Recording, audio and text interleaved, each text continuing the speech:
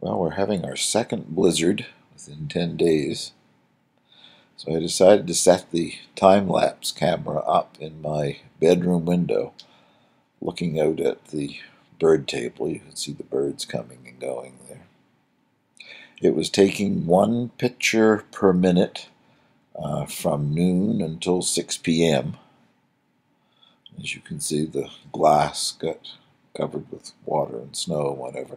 Eventually I figured that out and took a towel and cleaned it off. Lots of birds. Around 4:30, so the last hour and a half of the time lapse, I changed the angle of the camera so it was looking off at the trees in the distance. Maybe that's what I should have been showing you all along, but there it is. It gives you a good idea of the wind and the snow being whipped past. It's supposed to last all night tonight and part of tomorrow, I guess. Thank you for watching.